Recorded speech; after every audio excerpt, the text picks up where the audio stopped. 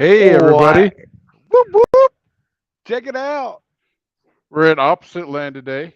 Charlie's out It's on the road and broken. I'm at home. The world is broken. I don't know how to work. I don't know how to do this, Jeff. I'm not seeing any chats. Oh, Oh, there there they we are. go. Matthew We got Matt Nissen. Nissen, Ken Kelly.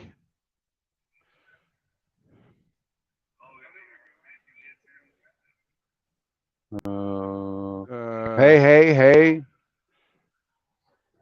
Anyhow, and- so it is Tuesday, November 1st, y'all. And look, I'm on my phone. This is weird. Like, I don't have the button controls. Jeff is running the world today. And I don't know how to act because I don't have buttons to play with. yeah, well, And I'm hearing myself on Rosie's phone. It's throwing me off. Can you put your headset on? You're killing me. She's right next to me, so it's coming through like right through the headphones and this is everything. And I'm like, like oh my this is god, like this is like a throwback, Charlie, to when we first started and we were trying to figure all this out. right? I know, seriously, right? Yeah, and for all you guys who say I never work just because I work really hard to get home every Tuesday, look, I'm gonna unplug this and screw everything up. I'm in Laredo, and it sucks out here. It's gray and it's raining and it's just not pleasant. And there's freight is a problem, and now my battery's gonna die because I just unplugged my phone. So hey, have patience with me on chat. Like if I don't see chat, I'm sorry because I'm doing all this on the phone today and I can't see anything. So we're dependent on Jeff today, guys. So So before we do other stuff, I'm gonna shout out to Trucker Todd real quick here and put his comment up. So he's got some news about the insurance side of the camera thing that he found out. Um, so if you're subscribed to his YouTube channel, he's going to release that hopefully by about 9 o'clock tomorrow morning, is what he's saying. But between him and us, we've been trying to find out as much as we can. We don't actually have any new news for anybody today on that, so just so you guys know. But yeah, Todd's got something for us tomorrow on his channel, so right. we're looking forward to that. And if you And don't have his stuff, look, I'll even throw that up there. Look, Trucker Todd on YouTube right there. And that address is impossible to type. So just do a search for Trucker Todd on YouTube. I'm telling you, it'll just yeah, it whoop, pops right there it up. is. So there you go. Not hard to find. All right, you ready to do this? You ready watch me screw this up, Charlie? Yes, do it, man. Do it. Don't forget to make yourself the primary. You All didn't. You right. didn't. You didn't do it. No, No. you're nope. Mm-mm. Oh, you're a bastard. All right, guys. Oh, look at that. And then he throws me up high. So the national average went down 0.024 cents to 5.317. And Rosie's sitting next to me just laughing her butt off. She is giggling like there's no tomorrow. West Coast Pat 5 went down 0.066. Still not understanding these supposed price drops because everything I personally saw was an increase this week. But hey, whatever, elections and stuff and cool stuff. I don't know. Yeah, I'm foreseeing a climb. Just saying, like the day after election, whatever. Um, no politics. So that's going to bring our fuel surcharge up to 0.687. Starts a little small for me to see, and my glasses are not great. I got to get close like that sometimes. And that's going to be a negative change of 0.006. So not a huge drop, you guys. It's not going to hurt too much. The interesting thing was that gap between the West Coast and the national average. That gap closed. That deficit decreased. We're down to 0.493, and had it ticked just a little bit more, that West Coast fuel surcharge, instead of being 8 cents, what it is this week and last week, would have been 7 cents. And that would have been bad since I came out of Phoenix with my last load. And I'm going back to Phoenix tomorrow. So anyhow, there you go, guys. 0.687 and 0.08 for the West Coast. Let's get back to the show. What?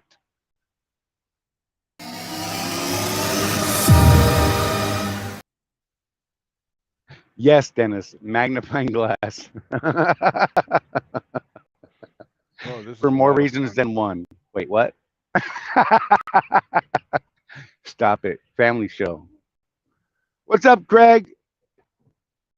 Oh my gosh, I'm a little loud. I apologize. I'm not used to this being on my my Ram McNally Clear Drive 220. But so that video we did with that review, right? So someone commented on there, that thing's a piece of junk. That's all they did.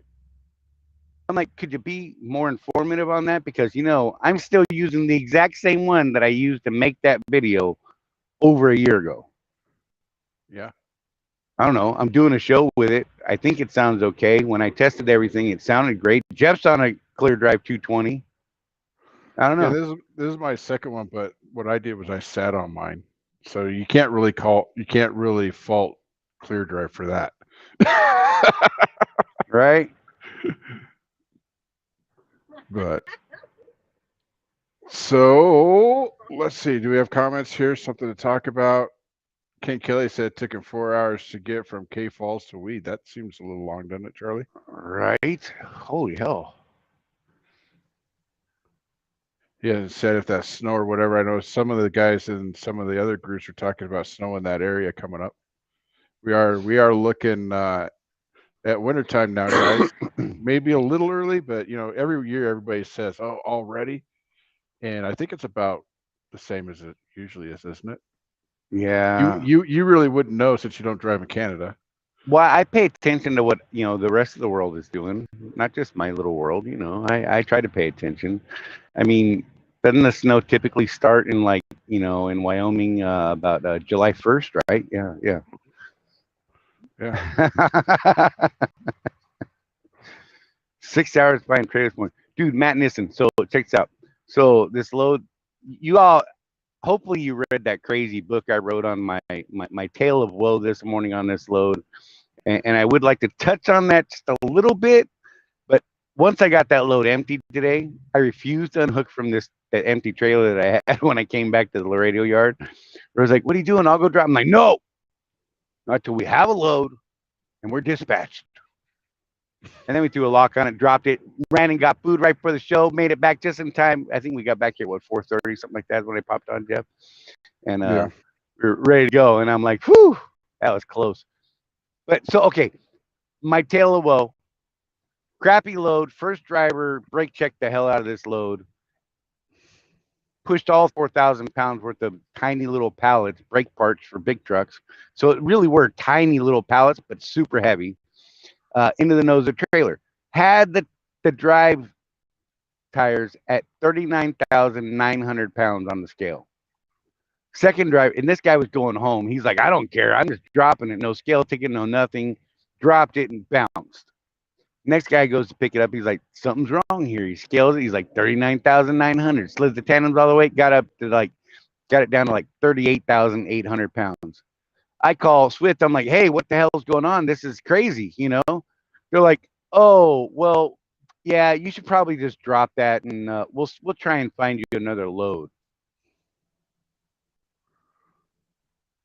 I waited 2 days for that crap heap. You know what I'm saying?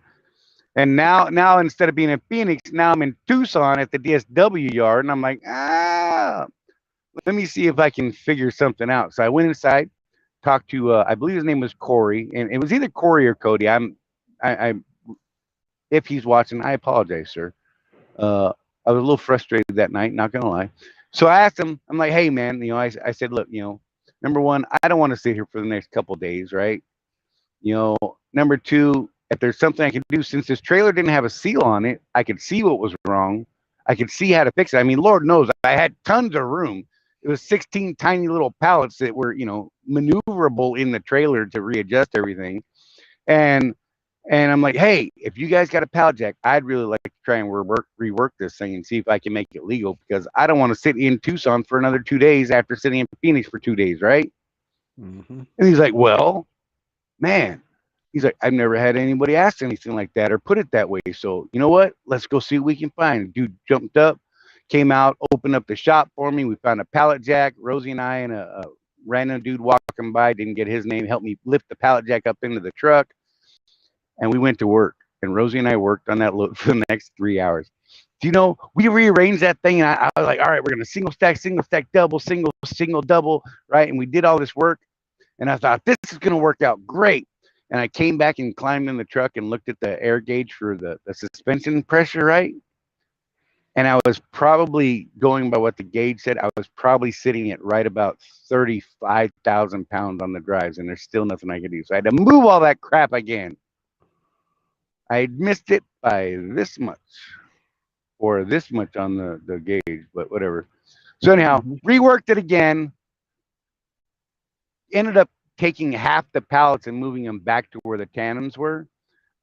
Built myself a little bulkhead wall out of straps and amazing stuff, right? And got it to work. And then when we scaled it, it was actually pretty balanced. And we made it, and we got 1,000 miles, and I would still probably be sitting in Tucson right now had I not done that. So I have not been paid for the work that I did. My driver leader, my OOC rather, said that she's going to try and get me paid for the work that we put into the load. And if it happens, great. If it doesn't happen, I'm not going to be mad. I'm past mad. You know what I mean? I just had to get going, right? I just didn't want to sit in Tucson, man, that tiny little yard. Although, you know, if you're ever at the DSW yard, you can walk to the Air Museum there, and I've actually walked to that Air Museum from the Triple T stop. And that is a cool little air museum, and there's some really nice people that will actually talk to you and explain things in that museum. Anyhow, so we got the load, got the 1,000 miles. We're down here. We now have a load back to Tulsa, which I'm a little bummed about because it's not going home. But hey, we're moving. You know, you be quiet. You sit at the house. Told hey, you so. You shut your mouth, old man. I don't want to hear it. Got to do something, right? See, Charlie's got to be the worst Contractors Corner Consulting Group client on the planet. He just does not listen. I totally almost just threw a name out in the air right there. And I don't know if you saw it in my face, but I'm sure you know who I was thinking. And the brakes just slammed on. I locked up all 18 tires, y'all. So Dennis Lewis, you know, I have heard this from many people. So I just want to. My experience in Laredo is not what's going on right now. So I don't know when you went to Laredo that one time. But I tell you what, Charlie and I were just talking about it. And in the before times, I got to tell you, I loved going down there. It's kind of not a nice place. Like, it's not someplace I would go on vacation. Right. I ain't hanging out. I'm not hanging out there. It's, you know, I see some weird stuff down there that I haven't seen anywhere else in the country. But you go down there, I mean, even if you're just like picking up a tea call up in, I always get them mixed up, Lancaster, and taking it down, there's like 400 miles there. Even if I spend a 34-hour reset down there, it's 1,000 miles to get out of there. And so that's why I used to love going down there. Charlie is having a different experience right now. I typically don't have problems here, though. I usually don't. Well, one of the things here is pertinent to what's going on these days. Oh, right. Everybody that's been down there knows that intersection going into the terminal that you have to like. It's life threatening to get through that thing because you got the guys from the other side of the border that they don't have the same traffic laws there. Ignore the stop signs and just run. Whoever gets there first goes. Sort of. There's been no traffic. There's been no traffic at those intersections since we've been here. And we got here yesterday. Yeah, so that's kind of an indication because that is a major import terminal. The TA was half empty. There's not a ton of traffic on the road. There's like no trucks moving. It's freaking me out, man. It's freaking me out. I don't know what to do. So we're all concerned about the freight rates, the freight volumes rather, and that's just one more indicator, guys. This is pretty bad. We're not going to sugarcoat that. Right. So we need to be focused more on how do we run a lean business? How do we still make money in times like this? Because I'm telling you. And seriously, what are you willing to do to keep yourself moving?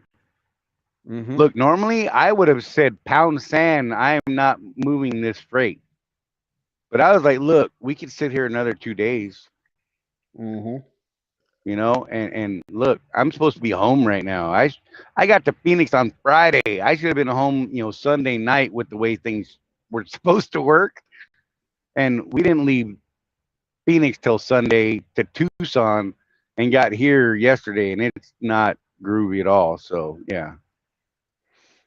Yeah, Kathy, that's still an issue, especially with the Glen heads. I haven't had much trouble with lights since we went to the LEDs that are actually riveted into the trailers. Right. But yeah, so they will, like, if you go to the shop in Laredo, I always thought it was kind of funny. And you say, "Hey man, I just need a couple glad hands for this trailer." They're like, they have this big bag. They say, "Yeah, just grab a handful." So wait, even better, there's signs all over the terminal say, hey, if you need glad hands, you can get them in 3 locations: the shop, the dispatch window, and the security building. Yep. Just saying, they are ready And to just throw them around. for 15 years, I've wondered what's the street value of rubber down there in Mexico. I don't know. It's got to It's be got to high. be high, right? It's got to be, man. Dude, so the place that I went to today, can't remember the name of the customer, but I went there and every single trailer they had in their docks, not a single glad hand seal to be seen on any trailer in their dock. I'm like, what in the hell? Well, and too, if you ever actually talk to the Transmex guys, they just have a whole bag of them in their trucks That because makes sense. they just, yeah, it's just a thing for them. They just, normal business, just keep glad hand steals with you. Oh, God, it's weird little things like that, right? Oh, Blackbeard Oh, turbo actuator. Blackbeard. Yeah, that's not That sucks. Black. Yeah, yeah. I'd be interested to know if you're down that long because of parts or because of labor being short in the shop. Because that's something. It's not an entirely uncommon thing to happen, but we know we've got Right. that supply chain problem. I'd be interested to know. By the way, so I was telling Charlie too. So you guys haven't seen the video we shot yet of me switching I'm out my airbag. sorry. So I switched out one, and now the other three need to be done. So here's what I'm learning Holy crap, because do they? yeah, Charlie actually told on me. He called my OOC and said, "Don't put him on safety holder or something. Make him change his airbags." True story. It happened. It happened. So so okay, I have to look at my notes here because I'm old. Uh, Alan Becker is my man. So the airbag that I bought in Phoenix cost me $180. That was an OEM official Freightliner airbag. If you're gonna do it yourself, like everybody else right now, I'm pinching pennies. So I called the West Valley parts lady, really nice lady there, and I said, "Hey, can you get a TRP bag, which is a aftermarket bag, not an official Freightliner?" She's like, "Yeah, we can see if they've got them in stock. Let me see what we got." So again, $180 in Phoenix for the official Freightliner bag, $60 a bag for the aftermarket. And my understanding is, I believe these bags are actually made in the same factory, by the way. I'm not positive. Alan Becker could chime in, but I swear Alan said that they're made by the same company, just they just have a different label on them. Yeah, it's that way with a lot of stuff. So you know what's crazy though, Charlie? I think I don't know if I told you this. So my second to last load before I got home, you know what I had in my trailer? Huh? Freightliner airbags. That's funny. 40,000 Now that 40,000 that is 40,000 pounds of Freightliner airbags in my trailer, and I'm like, oh come on, man, you got some seconds or something back there? You could just kind of like right. just slide to me. Can 3 fall off the truck, please, sir? Thank you. I'm a loyal customer. Hook a brother up. Oh my God. Hey Taylor, welcome. Glad you made the show live. That's awesome. I know it's hard to make these shows live sometimes, and we're glad when you guys do, man. We Give us a appreciate thumbs you up showing up. since you're here. Yeah, Since you're here, give us don't a thumbs forget. up, man. Look. I can push a button, Jeff. You ready? Watch. I'm gonna do it. Watch this. I can do that one right there. Hey. And It's I'm so hard to gonna find these I'm buttons. I'm gonna take notes from Trucker Todd on this one because I think his explanation is better than ours.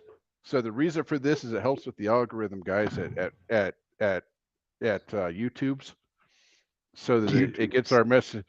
Hey, we're old. I'm embracing the Exactly. oldness on the Yes. YouTubes, and already, we're getting people outside of Swift watching us, and that's great. The more information we get out there, and the more participation we get, people asking questions, it makes Charlie and I actually like scratch our heads a little bit and go get answers that we might not have thought Right. about. So hit that thumbs And we up, love hit the questions. like. Yep. So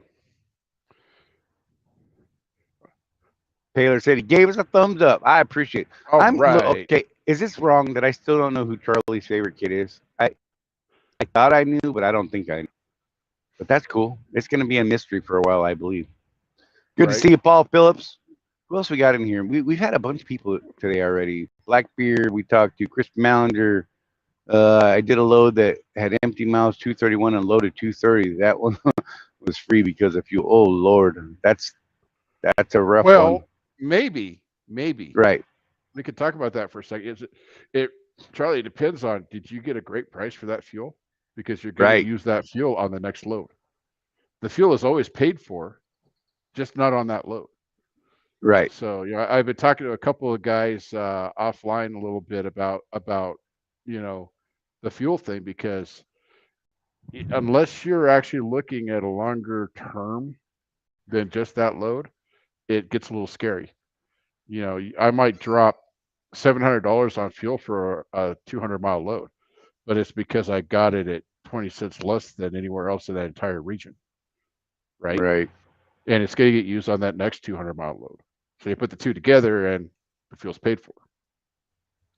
So back before the fuel surcharge got so high, these crazy fuel prices, I used to the way it worked out for me, the way I fuel, I ended up with a free load every week. It's just the Right. way it turned out. There was at least one load where I was like, yeah, I'm in a bad area, like maybe SoCal or something like that. I don't really need fuel for this load. It's 300 miles, so I didn't need fuel for. I basically got a free load out of it because I was And hey, filling look, at those cheap spots. if that 230, sorry, got to shift. If that 230-mile load, sorry, it's a lot more work here than when I'm at home. I got the steering wheel in my Yeah. way. But if that 230-mile load got you somewhere else to another load, then you know what I mean. If it just kept you moving and made you at least broke even somehow, something like that, or got you to a point where it stacked you out a little further, man. I look, times are lean, y'all. You got to look at every load and see if it makes sense. I mean, does this make sense? Is this going to be a good move for me today, right now? Because Mm-hmm. it's hard to look at tomorrow and next week right now. It really Yeah. is. It's not. We're not in the typical cycle. We are in Mhm. a steep downfall. Nobody wants to say the word recession, but I'm just saying. Uh, we have Well, by massive def surpluses. by definition, we're in a recession. I'm just going to put that out there. Right. And a lot of these customers that we service and things like that have massive surpluses in their back rooms, their shelves, their warehouses. So because they were worried they couldn't get with the supply chain issues we had before, so they were over ordering everything, not getting it, and then they got it all, and now they're like, let's relax for a little bit. We've got enough ravioli cans to last the next year and a half. you know Well, and I so on have top of I that, have it's crazy. I have two former students of mine that are white shirt Walmart guys now, running Right. freight just for Walmart, and they aren't getting loads every day. These are And that's Walmart crazy. drivers. Opelika and places like that, although if they know you, they might let you do surge there for a couple of weeks or whatever. I was just talking to another guy because I plan to head that way for Christmas, for the holiday season. They may or may not have enough freight to justify us. That's kind of crazy, because normally it's at least, yeah, we could use it for 2 weeks. That's kind of up in the air right now. Little Brown Owl, what's up? My bad. That's not correct. You know what? Is that Al? Read my sweatshirt. Read my sweatshirt. Oh yeah, Oh, that's what for I'm crying saying. out loud. Have a trophy. Oh, you. Never mind. You better. Oh, I see you on the button. Oh. My bad. I thought I was going away. So Taylor, don't know if you guys remember me, but I'm still on the JCP account as company driver. I had questions for you guys, but of course I forgot them all. I listen to this show while I drive when I can. I assume that would be. Yeah, dude. So we're also in the Swift driver pages. We do comment in there every once in a while, and both Charlie and I, wait for it, use our real names on Facebook. Yeah. So it's really easy to find us. You know, if you're in the And Swift just Drivers official group, you can find us both there as well. mm-hmm. And it might take us a minute or a day or something to get back to you on the PMs, but we do get back to people as soon as we can. I'm working with a couple of guys that I promised some stuff to, and it's just been a crazy week. Like I say, I'm at home. It was Halloween yesterday, so of course I've got the 3 kids still at the house, so I've been Right. doing all that. But if you guys are on listening, I'll get that to you the next day or two. I was going to get him my sheet that I use to track my loads, Charlie, that you've seen me Yeah. use. Gotcha. Yes, I think that for me anyway. And if you guys are interested, I'll do a workup and just publish it. I look at things mainly by the month, the quarter, and the year. But I do pay attention to every single load. I calculate every single load, the fuel it takes, the surcharge that I'm anticipating, because as you all know, we don't know the surcharge until Tuesday anyway. Right. But Well, Monday, if you I pay attention. Monday, if you pay attention, or if you get something other than that red thing that says we can't find your contract on the portal. Anyway, You I'm should still have a having that. copy of your contract in the truck, hard copy, just saying, go old school paper, kill a tree. Oh, I'm going to hell for that one too. So, yeah, there's that. But so kind of what I'm getting to is, especially a lot of guys are kind of bummed about this fuel thing, and they're not, in my opinion, looking at the surcharge and the overall picture of their business. How I do it is pen on paper. That's how my mind works. We've got something cooking with Matthew Neeson, whatever. I don't know. Big Matt. Listen, I'm like, going to call you listen. Big Matt. Matthew Nissen. He's got a spreadsheet he came up with on Excel that we like. I'm more of a pen and paper guy. However, whatever speaks to you, though, you need Right. to be that involved in your business. Writing stuff down, and okay, this load is going to pay this many loaded, this many empty. My anticipated surcharge. So right now we're at 0.687. So next week I'm going to say 66. I'm just going to drop 2 cents off of that. That way I'm happy as all get out when the surcharge ends up being 70. And if it goes down, I've already worked that into my plan for the week. So that's how I do it. However you want to do it, there's no wrong way as long as you're just doing it, right? I don't know what Charlie and Rosy do, but I'm pretty sure you're pretty on top of that too. There's the fat finger method. That works too. So Charlie's got an extra finger there because of his cigar, so probably works I better. gotta count to 11. so yeah, a little rambly there, but I think you guys get the point. If you pay attention to your numbers, whether you write it down, whether you write a spreadsheet, or some of you Right. guys I know are a lot better at computers than Charlie and I ever thought to be. Just make sure you're keeping tabs of that. I actually have when I go out on a tour, like I was just out for 9 weeks, just putting that out there. Yay, 9 weeks. Charlie And I'm thinks I'm dying at a nuts. week. But I actually have a financial goal. I know that my household budget, I need to make this, and I don't go home until that's done. And here Right. recently, thank goodness I've got my family, my wife, and everybody kind of understands, and that's a tough one. I just had to do 9 weeks to get enough freight to pay the bills. And the only reason I came home is because I needed a DOT physical. I was going to stay out till Christmas otherwise. And Hey, that's Yeti. just, Sorry, go ahead, Jeff. and that's just, again, we do what we need to do for the business that feeds our families. And Right. again, we're not going to sugarcoat this. This sucks. Right now It sucks. does. But I've got too many years and too much money wrapped up in this business and I'm getting too old. I'm at that magic point. I'll be 50 in a couple months here, and people start looking at you Oh, like if I tried to go back into sales, for instance, they'd be like, aren't you a they're little like, old for that? can you That's like push a broom? right. so, Welcome to so Walmart. that's my My goal. bad. Be a Walmart greeter. Right. They've pretty much done away with those. Oh, hey, Yeti. So, you're thinking about going OTR pretty hard, bro. Let me tell you something. I am thinking very hard about not doing this for a while because I decided to make this change at probably the worst time ever possible in the history of bad possibilities. I'm still making money though. I'm trying Right. to talk Charlie down a little bit.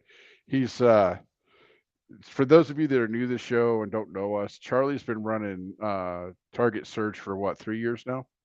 4. Yeah. Okay, a long time. So Yes. he's Too had long. this really good thing going, and with things, we've got things that we want to do that kind of require him to be over the road, and so he's jumping back into that now at a pretty bad time. I mean, it couldn't be worse, man. Honest to God. Went from So a paid for truck to having a truck payment again. Insurance is up. All this other crap coming down with the insurance. Now we're shopping for insurance to see if that's a possibility, or we do the camera thing, or there's just so many changes happening right now, and it's yeah, why not? Let's just do it at the worst possible time. It's gonna be great. hey, come on, Airborne, you never shrug a challenge, right? That's right. Suck it up and drive on. Embrace the suck, y'all. Embrace the suck. So Blackbeard, there's actually some good reasons that Charlie doesn't want to do ERF. Because I carry a So pistol with me everywhere I go. I'll say it. I don't care. I wasn't gonna out you, bud. I So don't care. I there, had a conversation about this earlier this week on one of so the he's got groups. so that's one of those things that if the whole firearms thing. If you want to know the real deal on that, talk to Charlie. It's just that by choosing that, and it is a choice that we can make. You do limit your scope of operation a little bit because some of these states are not down with that. So you gotta know the laws. Charlie can point you in the right direction to find all that stuff out. But that's Absolutely. USCCA, they're my go-to.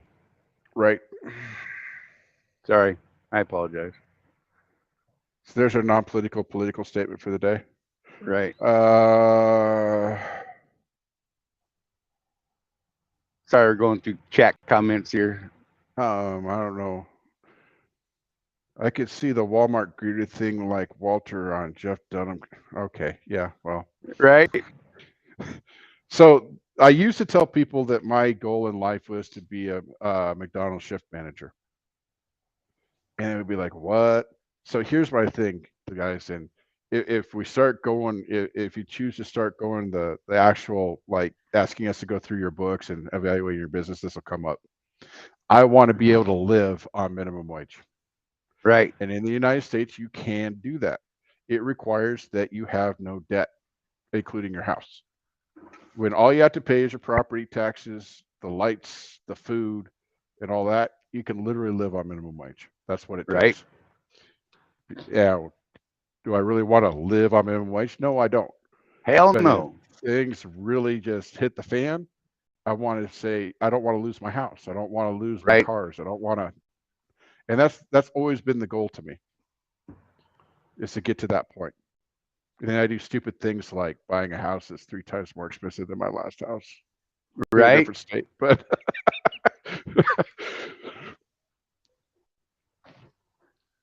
Chris Bounder asked, Jeff or Charlie, do you have any ideas on dedicated accounts in the South? Honestly, I don't right now. Target always needs people.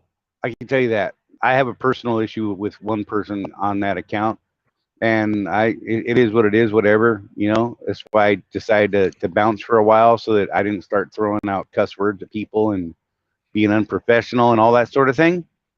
And yeah, so they always need people, but they want teams. The Walmart accounts, I don't know how they're doing down there right now. Honest to God, I don't. You heard Jeff say I've that even been, the Walmart drivers aren't doing great. I put some feelers out because usually this is the time to go do a search. Coming into the Thanksgiving season all the way through Christmas, they just need drivers. And what I'm finding out that is that it's not necessarily the case this year. So I might be able to go back to Opelika, but that's because I built a relationship with them in the past. And so they might have some drivers going on vacation or something and need some help periodically, but I don't think it's going to be like it has been in years past, Charlie. Right. And also keep in mind that if you sign one of these dedicated contracts, make double sure that you're going to be happy with that contract. A lot of them do not pay what we make in OTR land. Right. So, do the math. If it makes sense for you, then I'm not going to say anything. But just make sure you do that math. We've had people in the past, oh, I'm gonna sign the contract in Corinne. And they find out Right. they're making 90 cents a mile. I was And then gonna they say get up 52. My bad. and then they're upset about that because they took that big pay cut, and we're like, well, yeah, that's the deal Right. there.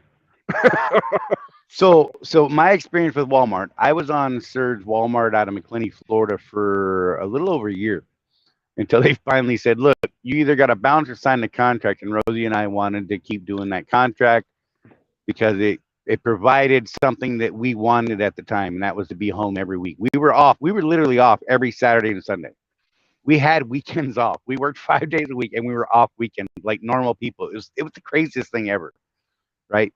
And we were cranking out, 4,000, 5,000 miles a week. We had a dedicated run for Walmart every night where we ran up to South Carolina, picked up meat, and came back. And then during the day, I would go run normal, 3, 4, 5, 6 stores a day. And then at night, Rosie ran that meat load, man, like it was gravy, right? And but we took it was $600 or $700 a week cut straight off the top, doing the exact same thing because we signed that contract at the lower contract rate. So it's something you got to think about. Reach out to there's a Walmart, Opelika, Brundage, for the very southeast, Cocoa, some of those places. Don't know how many of them are even taking contractors anymore. Yeah, it's sketchy. We have some dedicated out of. It's not Mobile. It's just west of Mobile. That place that I picked up, and you were like, "Where is that?" And we were like, "I don't know." So we were looking for it. But it's Right, I can't remember it. it's an import yard for Walmart, and we do run. I don't think it's strictly dedicated, but we run a lot of loads out of there every day. So you might check that out and see if there's an opportunity there. I cannot remember off the top of my head what it's called. I don't know what that is, Blackbeard, but I Tango don't know. rounds? What are tango rounds? I feel dumb right now. You should. So Probably. Sorry.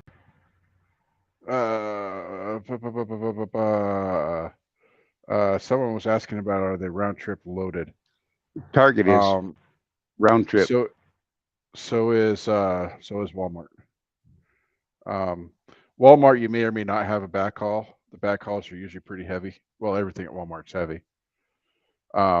But it didn't bother me doing it because the fuel price at the DC is so doggone cheap. In Opelika, I looked when I was there the other day. They had the fuel was 10 cents less than I could get on even on the ESA card. Right. So what my big master plan, Charlie, was to go work there for like a month and Right. take that spread and put it on the ESA card. Right. Oh, Lil Brown Al said Coco isn't taking contractors. Arcadia is still recovering, and Winter Haven is FE. So there you go. So that locks up the Florida Walmart. Yeah, I don't know, man. I system was right in there. Cocoa a few what was it, about like a month ago, Charlie? That was when we all Right. met. Boy, that seems like a nightmare of a place. I'm sorry. I went to the pilot there to shut down because I had no place else to go after my delivery, and holy cow, that was an experience. Irvington, Alabama. That's it. Right. That's the place you were talking. I can't remember what customer.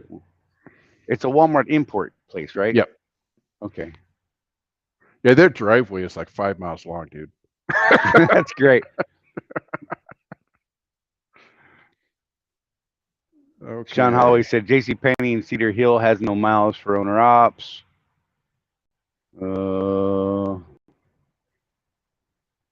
And that was in response to Taylor, who said, I was told J.C. Penney account in Cedar Hill pays $1.14 a mile loaded and empty, unless my driver manager is lying about that. So, yeah, you could do yourself a favor and contact these accounts directly yourself.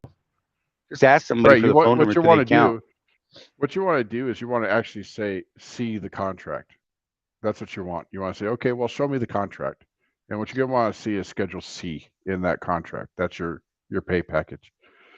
And we don't have to rely on word of mouth on any of this stuff. It's show me the contract, and Swift will show you the contract. Right. Yeah, you just have to ask for it. Just open your mouth. It's crazy. A lot of people just don't do that, and it sounds crazy and so simple. But if you just look, you guys that are thinking about contracting the Swift and your company guys or you're from another company, contact a recruiter. Say, hey, can you send me a copy of the contract? And they're like, yep, here it comes. It's amazing. And yet, so many people sign that contract having never seen it until the day they sign it, and it hurts my feelings and it upsets the hell out of me. Dennis says you get really good runs out of Irvington. That's good. Chris says he's doing Los Lunas right now. Hoping that they'll keep me on for at least until Thanksgiving. I'm thankful they took me beginning of October. And so that's like a thing right now on some of the Walmarts, especially the grocery ones. Well, not even the grocery ones, because the dry stuff and the merchandise stuff right now is going to pick up for the Christmas season. So, if you can get in right now before Thanksgiving, you could probably stay busy till Thanksgiving. Either food or the general merchandise, the GM side. It's just a matter of whether they have the demand or not. So reach out to those accounts, you guys. Seriously, it's a good time to get in there as a surge driver, not as a permanent contract driver. You know what I mean? Because look, if you want to do it, do it. You do you. But I don't like those reduced contract rates. Well, we have a guy. Where's he at? Running the ports, doing the intermodal. Who is that? You know me and names, Charlie. You know names better than me. But we were talking the other day in the group, and he was kind of like everybody else, like, what am I going to do? Things, this, that, and the other thing. And I just asked him, well, why do you keep doing it then? There's got to be some positive thing for you in your life that you want to do that account. And it boiled down to, home time and this and that. He had a list of reasons. I said, okay, well, you just got to figure out if it's still worth those, if those reasons are worth the pay cut right now. Right. And if the answer is yes, I've got young kids or something, I don't anymore, but if you got young kids and you want to be home more, maybe that's something you look at. What is it that you value? That's the thing. And money's money, I get it. Money allows us to do things we want to do, but at what cost, really? So if you Sean said it right here, it depends on your priorities. Right. You've got to evaluate this stuff on a daily, weekly, monthly, quarterly, annual basis. What are your goals? What are you trying to accomplish? What do you need? And those things are going to change, and they literally could change daily. Hopefully it's not daily changing big things, but you got to make those adjustments. So yeah, when you talk to us and we start talking about, well, they only pay 95 cents a mile. Well, maybe for you that's fine. We've got nothing to say about that. We'll just tell you what the facts are, and you got to make your own choice as far as what you want to do. But we will call you out if you sign that contract at 95 cents a mile and then you come on Facebook and complain about it, we will absolutely say, hey, man. Right. And I would expect you to do the same for me. Right. You know, if I made a decision, and I said, oh man, this sucks, this, that, the other thing. And then Charlie's like, well, didn't you do that because? Yes. Right. Look, and I'm complaining about OTR, right? But we've actually done average. Our good week at Target is what we've done mileage wise this week so far, right? Our potential this week could have been much better, and I was hoping for that. And that was with only 2 loads I was expecting, one out, one back. It just didn't work out. So now I'm going to have to make an adjustment, and I might actually have to do some logistical thinking and finagling to run out to California to not have to depend on someone grabbing a load out of Cali and T-calling in Phoenix for me. So, I was talking to Jeff about that before the show. So I need to do some talking with some people, and I need to find a place to secure some stuff, and so that I can make that trip, because right now I can't make the trip into Cali, not legally, and I'm not willing to risk a felony for some BS. You know what I mean? Right. So I mean, it just is what it is. And when Charlie and I were talking about what his plan was, and in the past, it's been kind of a no-brainer. He had this really nice coach load going from Jacksonville to, where was it, Tucson or Phoenix? Yeah, Phoenix. And I even told him, I said, dude, get with Jerry White, because there's Target loads going at least to Mobile just about every day that get dropped in that yard in Phoenix. Ross, yeah. And yeah, Ross loads. And of course, I say that, and Charlie gets there, and there's nothing. They're all dried up. And the people that so here's what normally would happen with those Ross loads. It's funny. They'd have a bunch of solo people grab those Ross loads out of Cali, T-call them in Phoenix, give them to teams, and let them run the Transcon load. But right now, with freight being so low, nobody's letting go of that crap. They're like, no, I'll run it. Mm-hmm. I don't want to do this. Because if you guys aren't familiar with Ross loads, it goes to a JB Hunt final mile place. They do that final delivery mile for Ross, and it's usually some weird delivery time, like any time from between when it got picked up in California and a week from now. Right. So you and me, Joe Blow's solo owner operator, we're like, dude, I could totally do that. It's 1,500 miles. I'll do that. Right. There's no reason for me to call that. The last one I did was just under 2,300 miles. It was from Phoenix to Apex, North Carolina. It was like 22:59 or something like that. And then I ended up deadheading from there home, which I'm totally willing to do. Just, it would give me like 4,500 miles a week if I could make that turn work. But right now, with the loads being what they are, I can't make that turn work. So here I am in Laredo after sitting 2 days. And I was in Phoenix at an opportune time. I was there super early Friday morning before loads dropped, and all the Ross loads that came out that morning were all covered as complete loads from Cali to the East Coast. None of them T-called, and nothing came out over the weekend for it. And I was like, oh, bubble pop. But whatever. I mean, it is what it is.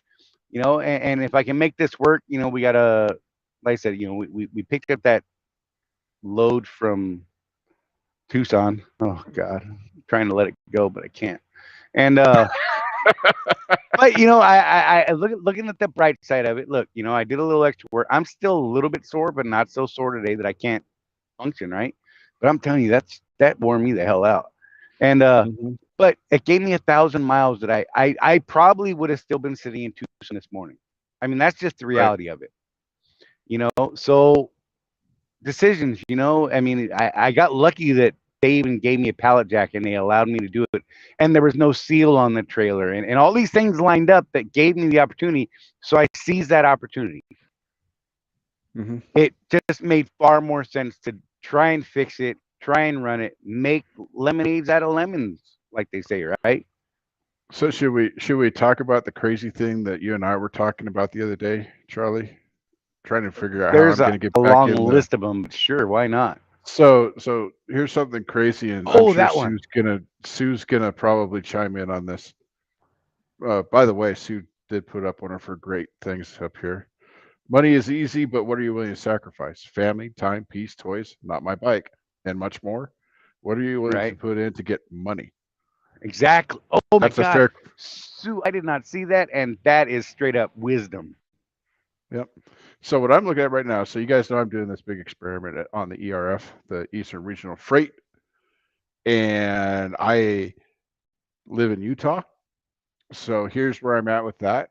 Um, I was able to come to Utah without having to swap back to the OTR contract, but I have to get past the 35 within a certain amount of time of coming back out to maintain that contract. They're going to give me a little bit of time to, to go home, but I need to get back over there. So what Charlie and I were talking about is, okay, here's what we know for sure. Freight's a little better on the East Coast anyway. Right. That contract pays a little more than Mm-hmm. the OTR contract. It is 1,200 miles from the West Valley City terminal to get to the 35. Is it worth it to me to just take my toy and get back in that zone so I don't lose that contract to get back into a place where there's freight? And so we've been, over the last few days, he and I have been talking about this. Well, can I at least get to maybe Denver? Because out of Salt Lake City, there's a lot of those that go to Denver or Pueblo or wherever. Maybe I can at least get halfway there, and then I have to. There's no freight going east, so maybe I do have to get my butt over to Edwardsville or something.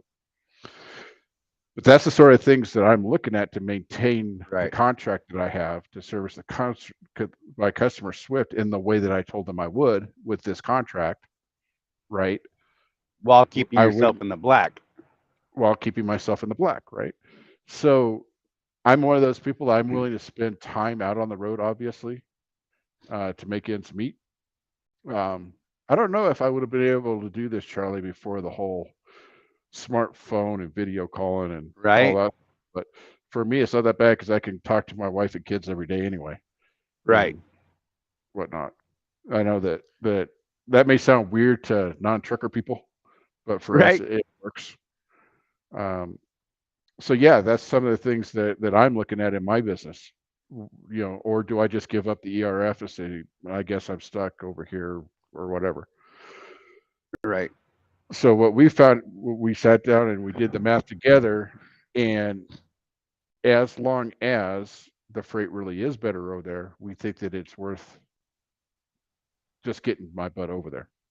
Right. Now, am I going to try and get as close to their paid as possible? Absolutely. Absolutely. Yes. I'm going to be talking to planners. I'm going to be trying to say, hey, okay, you guys, I'm on this ERF thing. I cannot stay over here. I have to get east of the 35 and see Right. what I can shake out.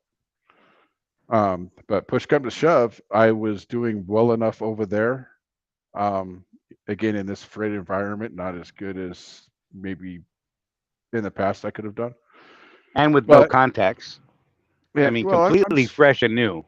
I'm starting to build contacts over there. There's Right. a couple of planners that I was able to message back and forth with and start building a rapport.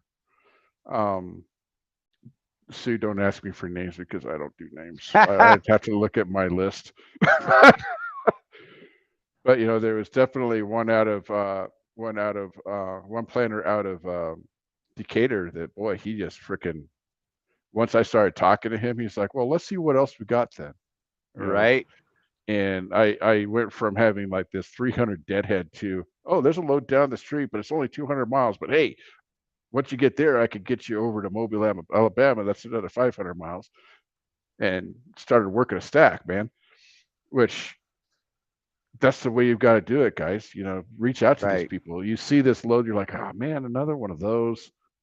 The Right. worst thing that could happen is he would have said, look, Jeff, there's just nothing. I'm trying to just keep you moving here. And that would have been okay too. Not great, but okay. But at least I would have had an answer, right?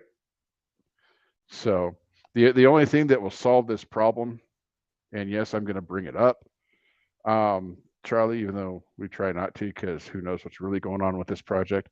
The only thing that's going to really help us with that is the load board when they finally get that out and running, because we're going to be able to see for ourselves what the freight looks like. Right. But until that happens, it's all about building these relationships with these guys and saying, "Hey, man, just reach out and say, hey, man, how's things going?" By the way, I was running a little experiment with that too. I got a much better reaction from planners when I started my messages out that way. Just that simple, "Hey, how's it going today?" Or, "Hey, I hope all is well," and then get into my business. Just that simple little. It seems stupid, right? But um, that simple little personal beginning, I think, triggers something in our brains to be nice to people, if that makes Right. sense.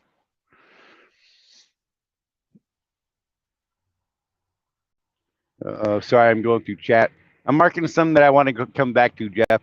I can't access those ones that I starred, but if you could bring those back later at a point, I'd like to go back over that. I know it's not your favorite subject, but I feel it's important. Trucker Todd is talking about firearms. Yeah. Those Oh, ones? by the way, Dennis, Jeff, the guy's name was Trevin, the one you were talking about. Right, Trevin.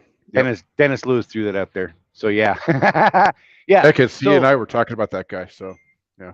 so Todd, on that subject, I apologize for anyone who's not into this subject. I apologize, but it's important to some of us. And there you go. If you have a lockbox unloaded while you're driving, is that not legal? It is not legal for me in the state of California and some other states because of magazine limits. Um, look, the smallest mag I got is 12 rounds, up to 21. I'm just saying. Um, you know, and then James said, Trucker Todd, according to the DOT Bible, as long as your carrier doesn't have an issue, it's legal. As long as I can't say that word. As long as the magazine isn't in the gun. So okay, here's the problem with that. Um, it depends on the magazine, and that You're, goes back to magazine capacity. so Charlie's Uh, not just a gun nut; he's a gun snob. yes, a little bit. A clip was something you found in an M1 Garand. A magazine is what you find in just about every other weapon out there. Right. Anyhow, so yeah, and then go to the last one from Todd, Okay. and that's the important one. Yeah, but like Charlie said, some states have more strict rules than what the DOT does, and that is the thing: is you have to know the rules in every state. You have to know the law. You have to know the law in every state, county, city, every jurisdiction you travel to and through. You have to know that better than local law The enforcement law enforcement, and that's where because the service that Charlie pays for right, that way. Yeah. USCCA. I pay They these have an guys app $500 a year, they have an app that has all that stuff in it. So but I get training through them. I get support through them. I have $3 million worth of insurance should I ever find myself in a position where I have to defend myself with a firearm or any weapon for that matter. They will send a lawyer and bail money and all that kind of stuff. And understand that if you are ever forced to defend yourself, you are looking at a very long, hard uphill fight. Let's be real yep. about this because, depending on the place that you're in, that's not actually true, Matt. In New York City, can't have a firearm. Period. Um, yeah, there's some weird stuff that's come out of that. Matt Wright is actually a good source of info on that right now. I know he just got his New York permit squared away finally, but I look, I couldn't tell you about the specific laws up there because you know what? I don't go there. Yeah, Period. if you're interested in that one, because that's New York is one of the ones that um so just full disclosure, I'm a Second Amendment guy, but I don't own any firearms. So that's kind of weird to a lot of people, but Right?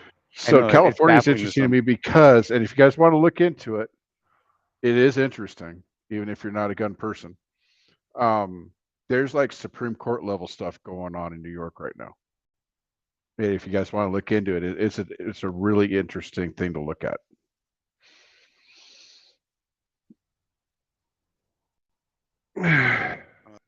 So Let's can go we to get what back Sue to said. business now?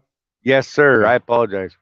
Think about this. Planners are always being demanded. Rarely do they hear, how can I help today? There are people to try that next time instead of expecting from them. And you know what? That's exactly what we've tried to do. And that's what I try to do. I offer to do local work today, knowing that it would probably hurt the bottom line. But if it got me to a better load in a better position, and honestly, what was supposed to happen today, what I was told was going to happen today, is I was going to run some local stuff to help out and then get a load out of here to Georgia for tomorrow or the next day, right? And I'm like, okay, at least I'm moving. I'm moving the revenue line a little bit or keeping it even rather than taking a loss because I'm not running. And then honest to God, unfortunately, it fell apart. Nothing happened. So now I'm on a load for tomorrow to Tulsa, and that's fine. I'm like, okay, I'll just take that and be done with it and roll the dice and see what happens and start making calls tomorrow morning before I'm even loaded. you know? Well, one of the things that happens in OTR land, Charlie, too, and you've been out of it long enough to where this will take a while for you. But like that thing where I dropped that load in Prairie du Chien Right. about a month and a half ago, and the planners called me and said, "Hey, I know that what I'm asking you to do kind of stinks." They actually started with that, You're right. but we need these two local runs done to keep the contract with John Deere, I think it was. They just didn't have anybody to do it. So I deadheaded from Prairie du Chien down there, back down to the I-80, which is about 130 miles, I want to say, 140 miles, Right. to do these two local runs. And my reward for that, quote unquote, was a load from there to Florida. Right. And, how we react to our customers' requests and stuff like this matters. I get these calls from time to time from these planners at this point because, me and name Shirley, I don't remember these people Right. unless I like go physically talk to them or something. But they they kind of know me as someone that's willing to do some stuff to get a load, Right. right?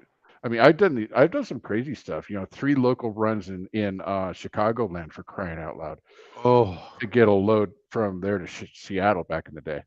right. But what do? They need help. They're your customer. Customer service does pay off in the end. Hey, simple little thing when you're talking to someone on the phone, it's going to sound stupid to some, and others go, yep, that's right. When you talk to somebody on the phone, put a smile on your face. Seriously, put a smile on your face while you're talking to people. And this, look at Jeff right there. He works at it. He's got to work at that thing. And it will actually change the tone of your voice. You can hear someone smiling at you through the phone. It's the craziest thing. And maybe if you think about it, you'll realize, you know what, he's right. And those who know, and those who don't know, you should learn. It's a matter of how you present yourself. And all we have is the phone. And sometimes it's only a matter of a minute to get what you need out there, right? And if you present it in a manner where you're like, I need a load, I gotta go here right now, you're not going to get that most times. You say, hey, this is Charlie. I'm on truck 231015. I'm down here in Laredo. I know freight is tight. And, is there something I can do to help out to at least keep myself busy so I'm not bored sitting out here in the yard? And then maybe when something pops up, you'll remember me. And they're like, you know what? Okay, let's see what we can do. And that conversation, now you've actually started a conversation. You haven't just made a phone call and demanding crap, right? Now you're having a conversation. Now you're a person. They're a person. And I don't know if you realize this, but I know I appreciate it when I'm spoken to as a person, as Right. not just some jackass on the phone that's creating another problem. I mean, I've got my moments. Let's be real. We've all got our moments, but I try to really, really work at not being a jerk on the phone. One, I my goal with every phone call is to get a smile out of the person that I'm talking to. A little chuckle, a smile. Man, I feel good about my day. I can move on with my day. It's the same way when I go into a shipper receiver. You walk in, they're like, what do you want, driver? And I'm like, hey, you look like you're having a fantastic day, and they're like, yeah, not really. It's, I'm like, oh, I know we're such a pain in the ass, but yeah, sometimes it is what it is. They're like, well, it's gonna be 3 hours before we get to you. I'm like, okay, are you gonna give me a call or should I just, come check back in a little bit? It is what it is. We'll wait our turn and just go about our day. And like 8 times out of 10, they're like, hey, you know what? Actually, go ahead and back into dock 27, and we'll work you in between other loads. Hey, man, that's great. I sure do appreciate it. And hey, you have a great day, buddy. Thank you. Mhm. Thank you. Simple things, please. Thank you. We're professionals. Let's act like it, guys. You know what I mean? And it really is just simple little things, Yeah, and Trucker Todd put up there, "Can you help me out?" is another good line. Everyone wants to be helpful. right? I've used that a few times.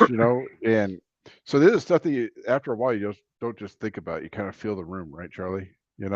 Absolutely. But I have no problem, talking to a planner and saying, "Yeah, I'm stuck here, man. What do you got? What do you need to have done? What's Right. gonna get us? And, What's gonna get me and can moving?" you help me out? And can I help you out? Right. Right. And Open that that's two-way street. yeah. So that's the way I usually frame it. It's like, I'm hurting here. I haven't moved. What do you need done? What's gonna get me moving? Right. So, ugh, Yeah. I love to got the make small comments talk with rolling people. in. It helps. And that is absolutely true. I'm telling you, you start talking to people like they're people, like you want to be spoken to. Hey, look, if you want to be yelled at, give me a call and let me know. I need an outlet. If that ain't you, yeah, start talking to people like they're people. Yep, Matt Neeson. Yep. Help me, help you. Help me. Uh huh. Uh-huh. He wrapped that 3 ways and spun my head, and it's like, yep, let's do that. You know. Mhm. Uh, there's another one I saw right there. Where'd it go? Oh, right here. Uh, when you help a planner out, they will help you out when you need them. They will remember you, especially when home time is around the corner. That comes with building those contact lists, right? Look, I've been out of the OTR world so long, and I now have right next to my IFTA visor card. In fact, I got a sticky note up there where I'm developing the planners that I need for the expedited team type stuff. And so I can flip that down. I've got phone numbers. I've got not Qualcomm codes, AS400 codes. I'm still stuck on the Qualcomm all these years, right? And and so I can send these people messages, direct messages. Hey, what do you guys need done? And we're out here. We're trying some money, and we hate sitting around. So even if it's just some local stuff, we'll do that. Whatever, till we can get something longer and better. Yep. Kind of amazing what happens. I mean, this week has not been a great example of that. However, I did get that load reworked, and they allowed me to do that. I mean, they could have just told me to pound sand. No, stay out of the trailer, right? I Hmm. mean, but I made the offer, and they thought, well, hell, okay, well, yeah, let's do it. Because so another quick story about the DSW yard. The last time DSW said they had a load come in like that, they said that load sat on the yard for 3 months before they ever got it reworked. Really? 3 months, dude. 3 months. Well, I was gonna say that when you were telling me the story, um, you indicated that there was a bit of an attitude change with the management there when you told Oh, them what you were going to absolutely. be doing. They were like, "Really? Well, yeah, let's find you a pallet jack."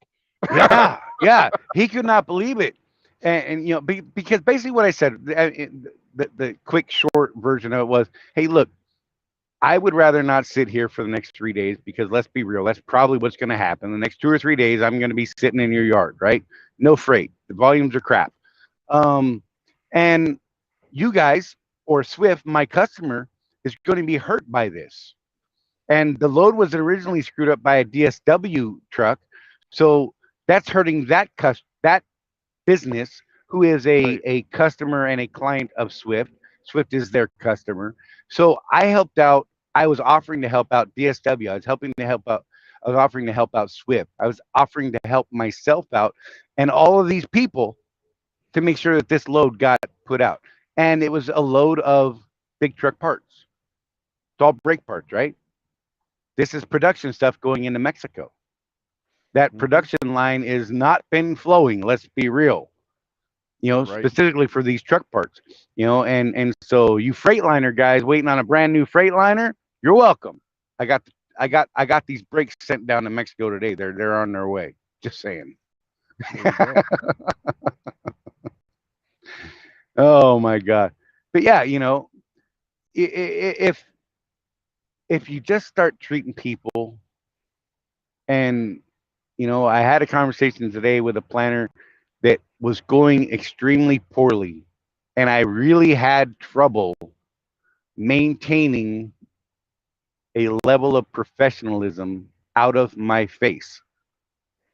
And I was constantly being spoken over and talked down to while trying to explain while what they were saying I had already been informed was a bad idea by 5 other planners, and why I shouldn't do that thing, right?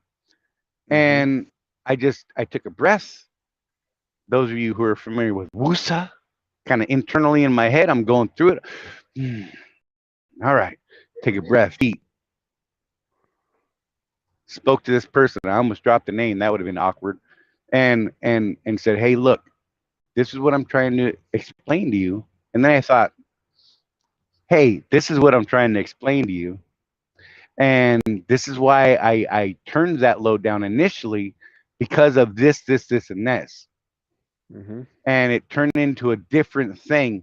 And then that turned into, I was going to do the local work with that load to Georgia, which then fell apart later. But at that point, I was feeling pretty good about the day. It just fell apart later on for whatever reason. I don't know why. And who knows? You know what I mean? This will probably work out better financially, provided I can get something lined up back out of Tulsa, or into Cali, like I said. If that's what I have to do, then we'll do that. But I calmed down. I took a breath, even though the person I was speaking to was being extremely rude, in my opinion, and way more opinionated than they probably ought to be. It didn't turn into screw you, click, you know what I mean? Which is, my brain, that lizard brain immediately wanted to go there. Like, I hate when someone speaks over me. And we speak over, like you and I talk over each other all the time. But it's not, hey, listen here, I'm telling you what's right and you're wrong. It's, we both have a point we want to make. This was the other. This was, they're right, I'm wrong, they know better than me, and history says otherwise. So it just comes down. That smile, it changed the conversation, and it actually turned that conversation around. And taking a breath and just Rosie told me she was proud of me today because of it. Because she could see it start. Yeah, it was starting to boil. Like, she saw it. She heard it. She's like, oh, hell, it's about to happen. And I've got a switch. And when you flip that switch, I forget all about professionalism. Jeff has seen it. I lose my damn mind. I'm a people, but I try to present a professional front and make that front a reality, right? Fake it till you make it, some folks say, right? And if you can be that, and you can present that, you can become that. That makes sense? Yeah. There you go. Man, I feel like I just said something. I don't even know what the hell I said. Y'all remind me later, okay? Next time you see me go off on a rant, y'all remind me of this day, and I'll come back and watch this point. Hour and 14 minutes, roughly thereabouts, is where it was, and I'll just have to come back and be like, oh, calm the hell down, Charlie. Excuse me. So yeah, but if you guys, if you have more questions, by all means, please throw them up. Matt said he hauled KW transmissions last month. Yeah, see, look, I know there's a bunch of you, Kathy, preaching. Charlie's preaching now. Kathy, Yeah. but is it good preaching or is it bad preaching? I mean, honestly, God, just saying. I know I get a little preachy sometimes. I don't mean to, but I think we all need a reminder from time to time.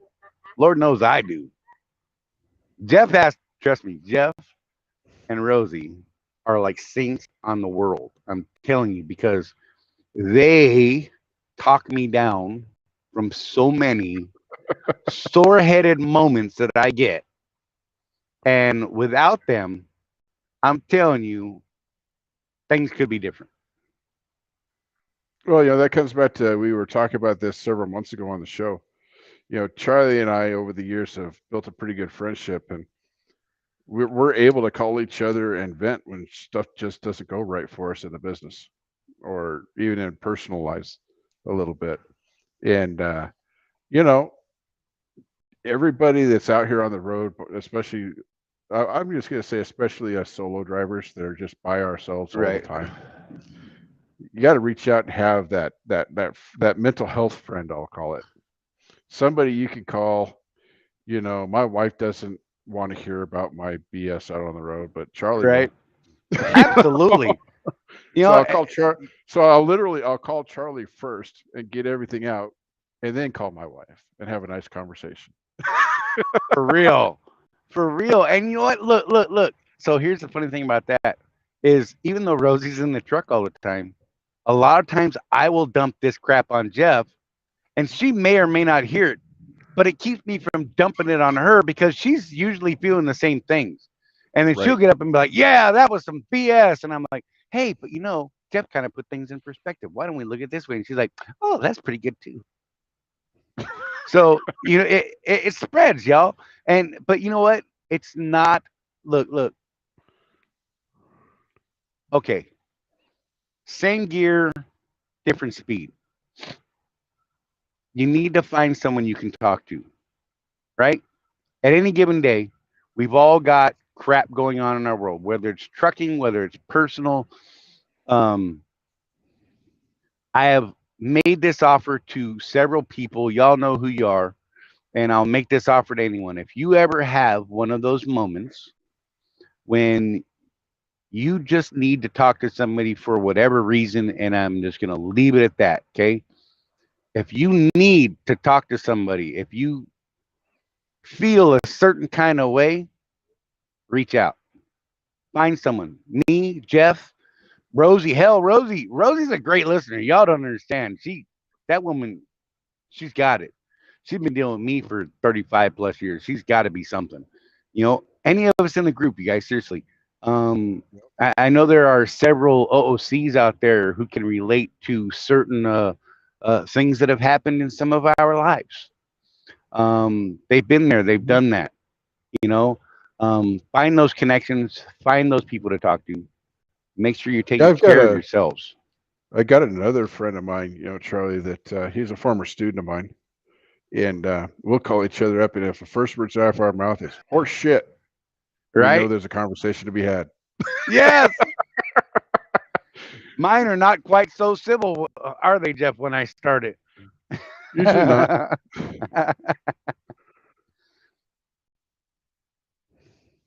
Lady D-Lo.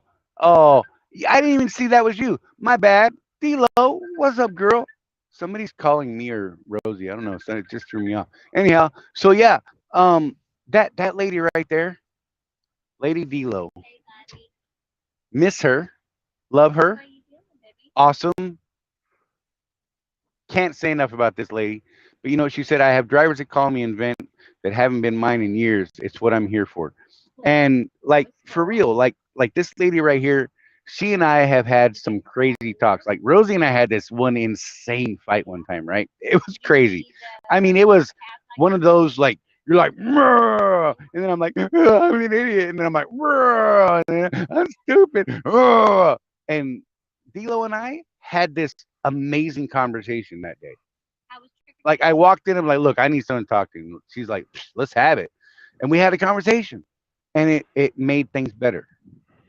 And look, like for real, it was nice to have that person, but at the same time, it took me being able to say, hey, I need someone to talk to. I need an outlet. I need this.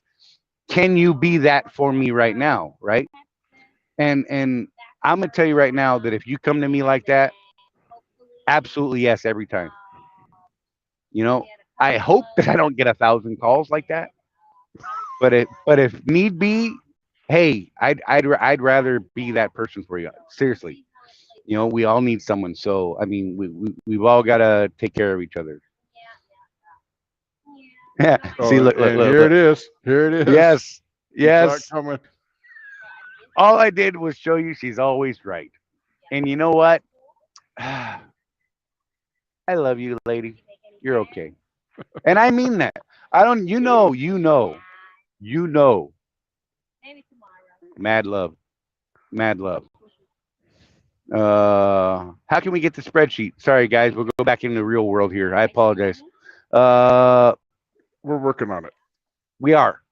We we will. We were So funny Matt. story. We actually recorded video with Matt while we were at Oh, Driver Appreciation Week, terrible guy.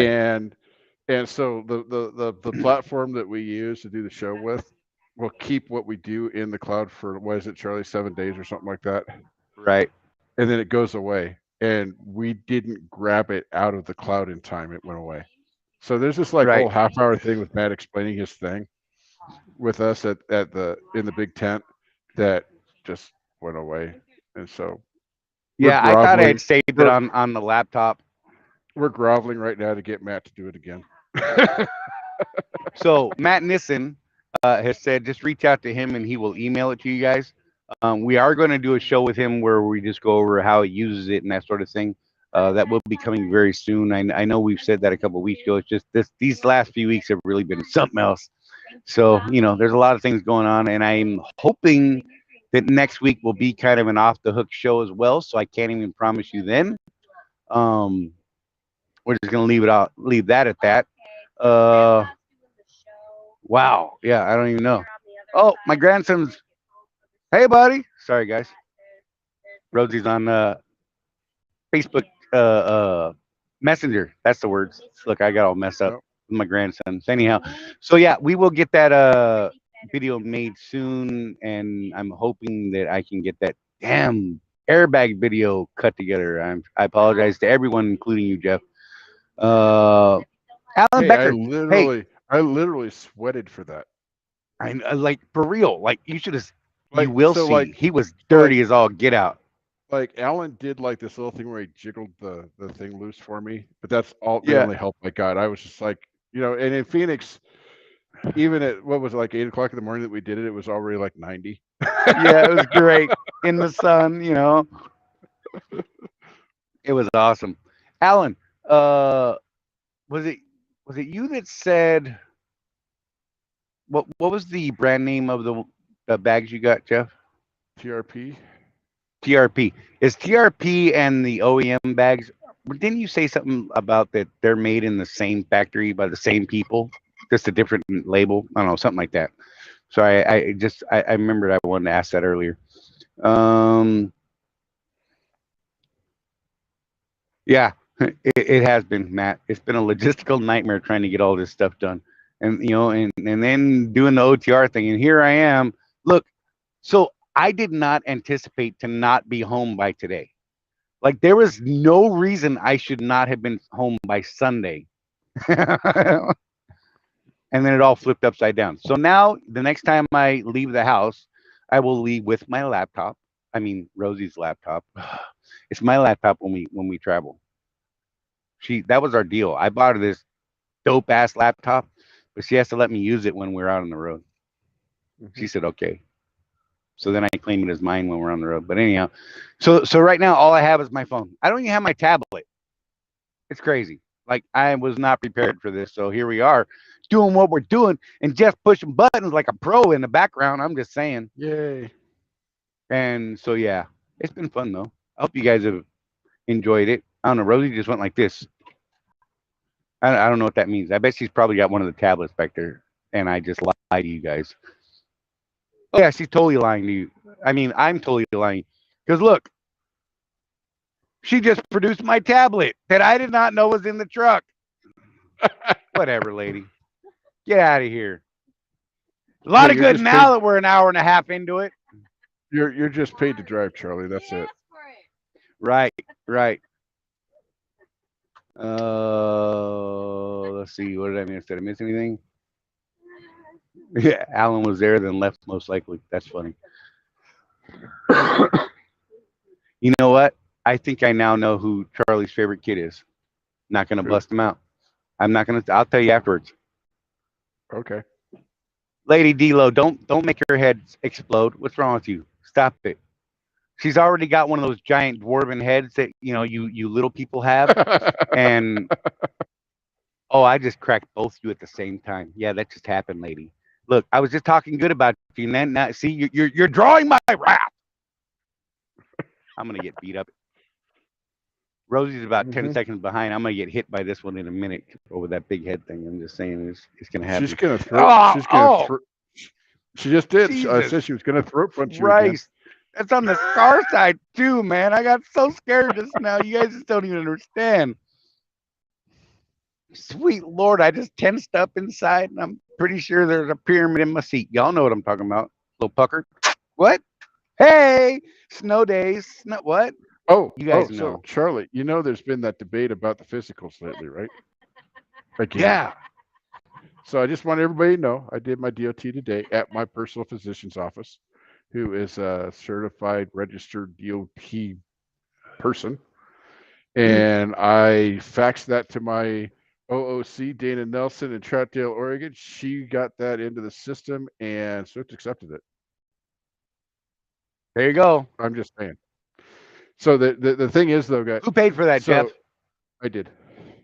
Oh, okay. Yeah, $110. Right. But well, my when point you got, was, if you're paying for it, you go where you want. That's acceptable. right, and if Swift is paying for it.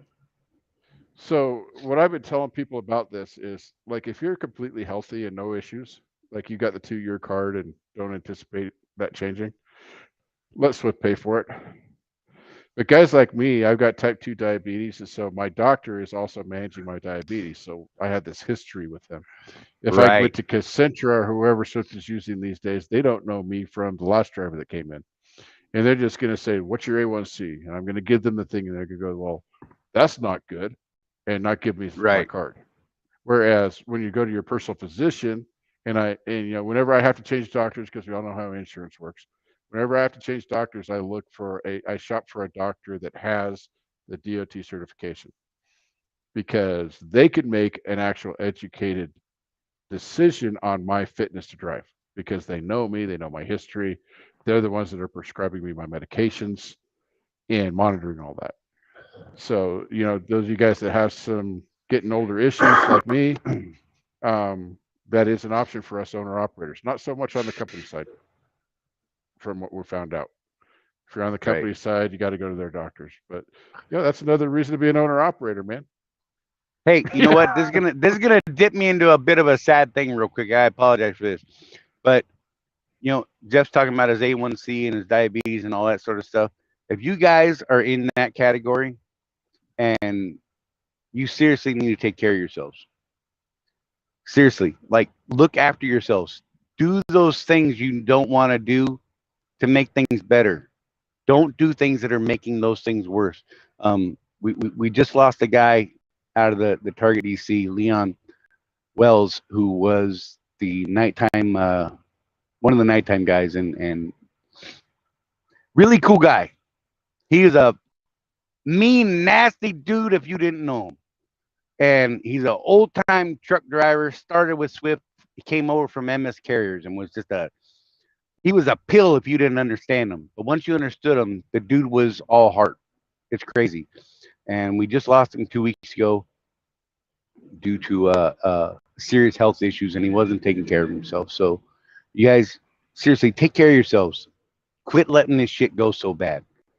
Yep. We've got to take care of our health, and it's something I've really been focusing on a lot. You guys are aware of that.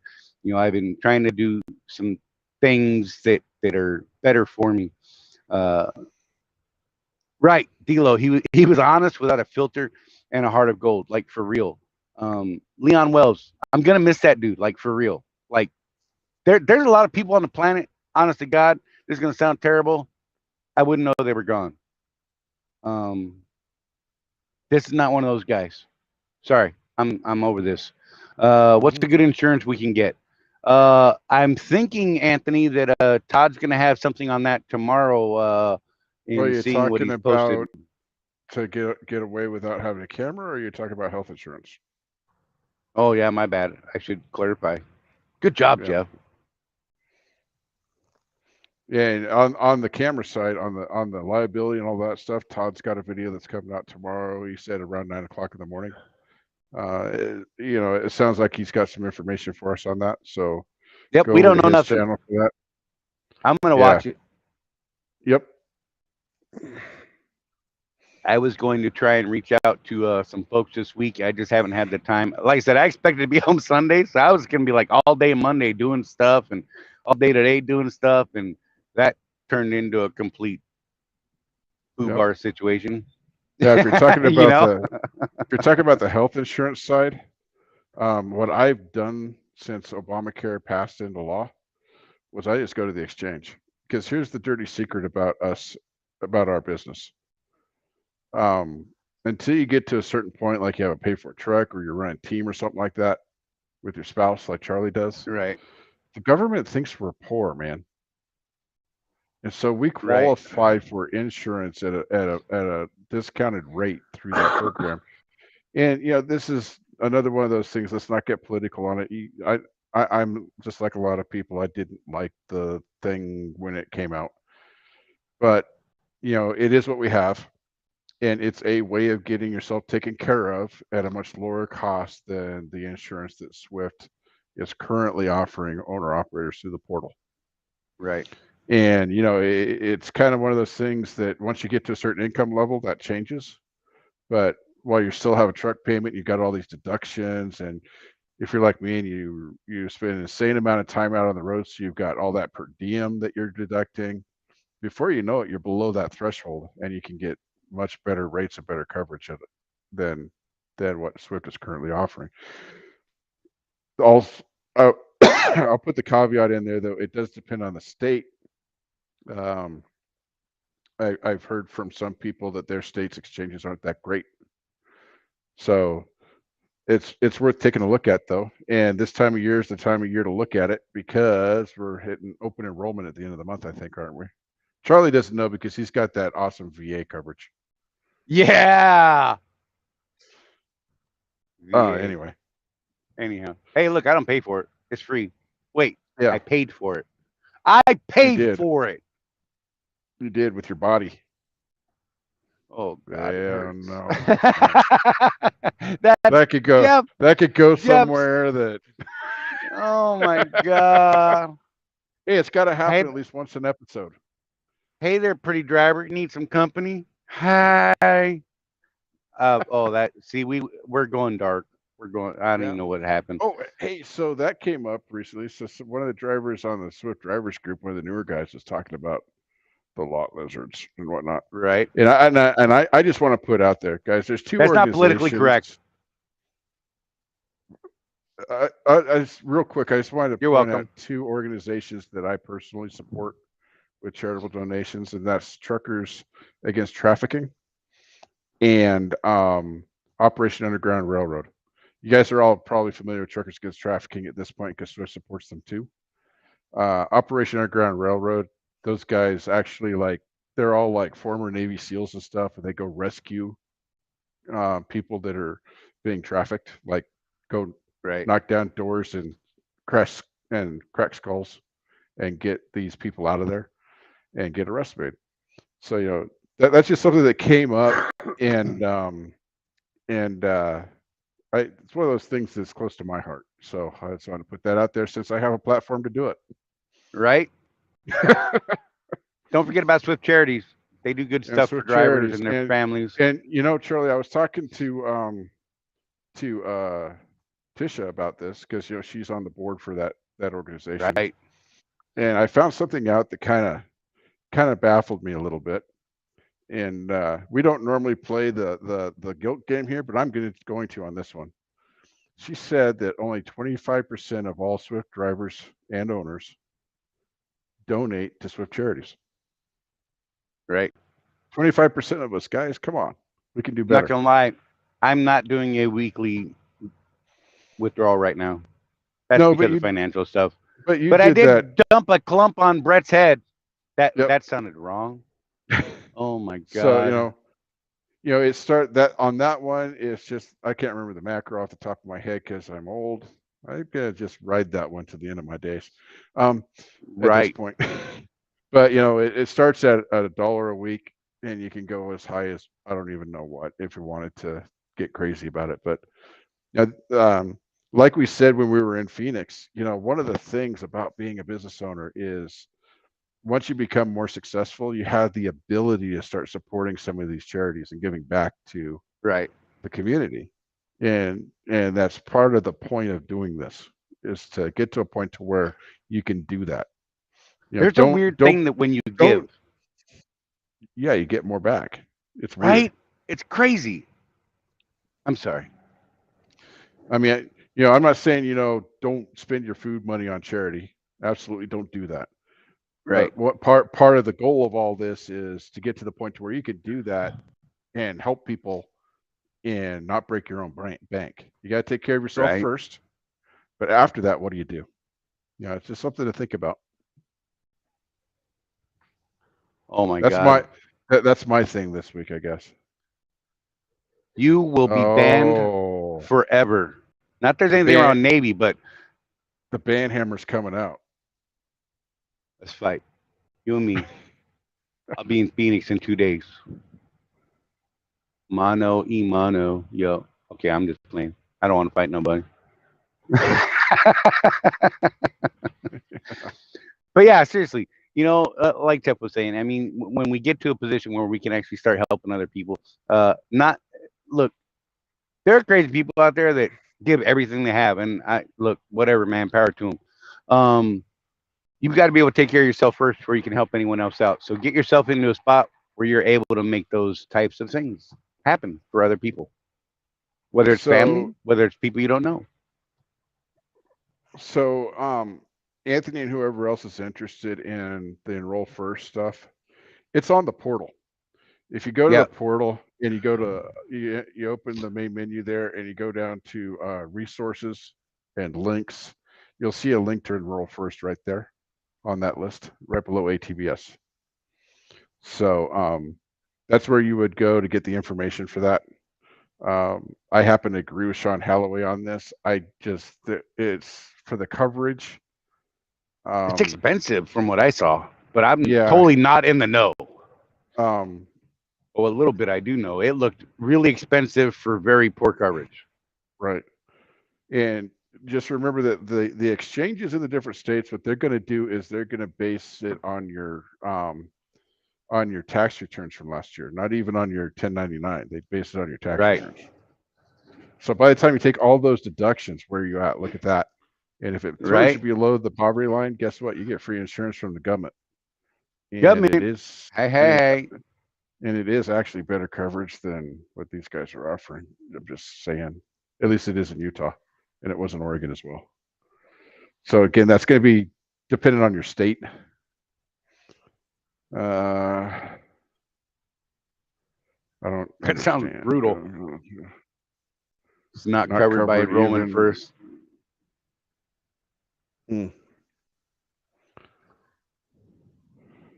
Yeah. Oh, don't go to the ER. Okay, yeah, that would suck. Right. Those are possibly tens of thousands of dollars right there. All right, just for walking in the door. Yeah, my wife recently had to go to the ER.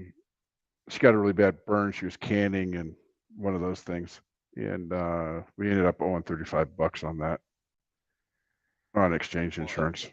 That's not bad. Hell. Yeah. So, don't get this narrow vision when you're talking about health insurance. Go out there and look and shop around. When Obamacare was being debated, I was very much against it, and the reason was this: I was getting really good health insurance for my entire family. At that point in time, I actually had 6 children at home, right, all under the age of 18. and I was able to insure my entire family for under $200 a month before Obamacare. Why? And people would always tell me, "Oh, that can't be true." I'm like, "Well, shop around." And it's the same thing now. You shop around. Maybe the exchange is better. Maybe you don't qualify for the exchange. Maybe this what Swift is offering through Enroll First is better. Maybe it's not. I know. Again, I can only speak to my state and the state of Utah. We actually have about 30 different options for health Providers. insurance, different providers for health insurance in the state of Utah, and that's on the high side. Oregon, it was only 3. So, I got you one know, VA. so it just again, it's going to depend on your state, and just for heaven's sake, shop around. You need to be covered because some of you young guys, like when I was in my 20s, I didn't think I needed it either. But as you get older, you start needing medication maybe, and even just with type 2 diabetes, it's under fairly good control. The 2 medications I'm on would cost me, like $300 a month if I didn't have insurance. Right. So, That's crazy. you weigh that out.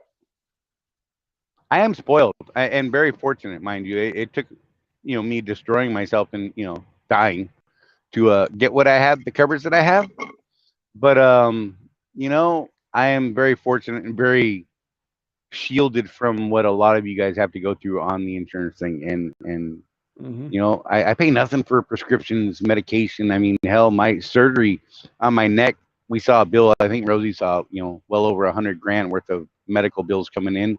They were just for our information purposes, not actual bills. They were more statements. I don't know what the right word is here, but it didn't cost me a penny.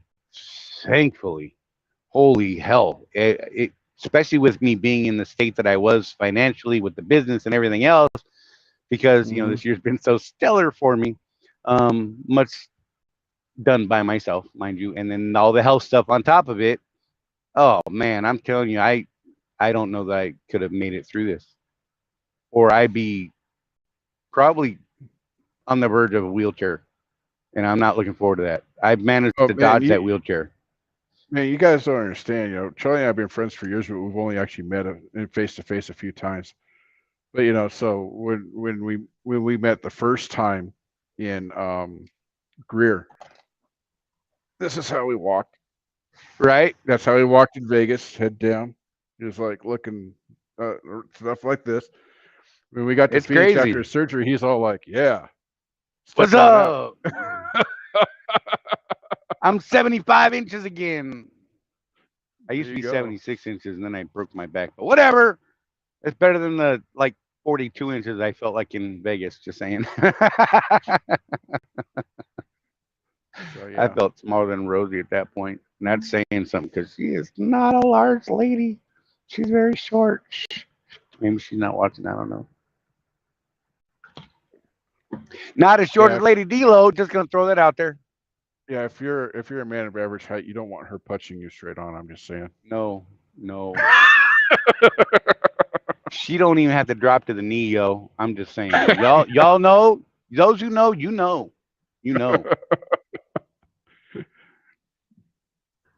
Yeah, that was a good transition. Vegas can't wait.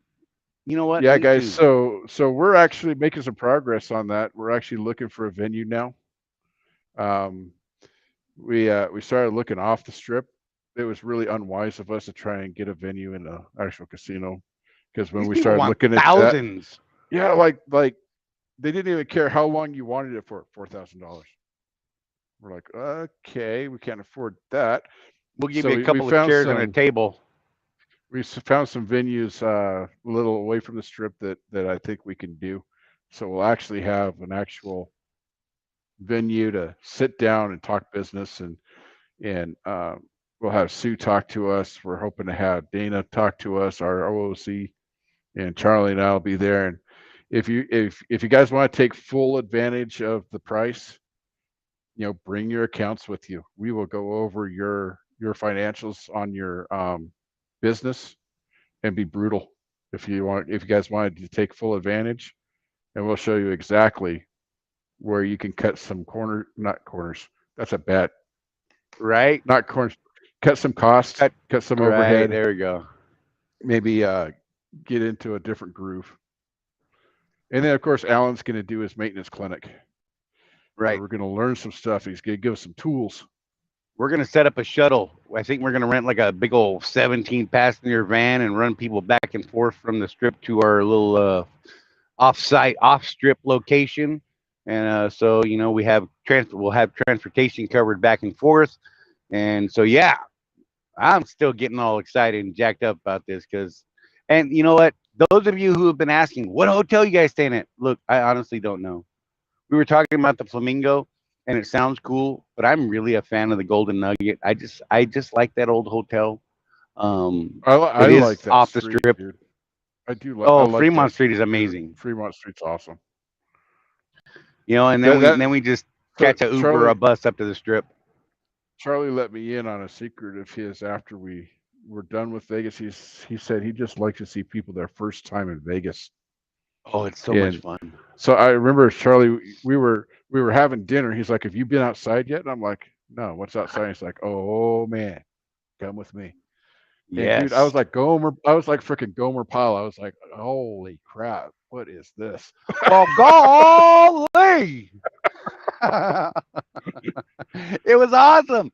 I love seeing people's faces the first time they actually get out at night in Vegas, whether it's on the strip or in Fremont Street. Fremont, look, it's two separate experiences, and you will get two different looks of, oh my God, or you get, oh my God. Either way, it's great for me. I love either response. Honest to God, I enjoy the hell out of it. So any of you guys who haven't been there and really gotten to enjoy it, other than just passing through, I look forward to hanging out your first night there because I really want to see those faces. Not gonna lie, those of you who have been there, y'all know. Mm-hmm. Watch the circles on the ground, right? Jeff can tell you. I'm just saying, Jeff, you can't even see my finger because of the window. Jeff can tell you all about what he learned about the big circles on the ground. Stay out of the big circles. Just saying, unless you don't want to. And then that's a whole nother discussion we'll talk about later. That's up to you. That's none of my business. Just remember what happened in Vegas stays in Vegas, or we air it on the show. Just saying, whatever. You know.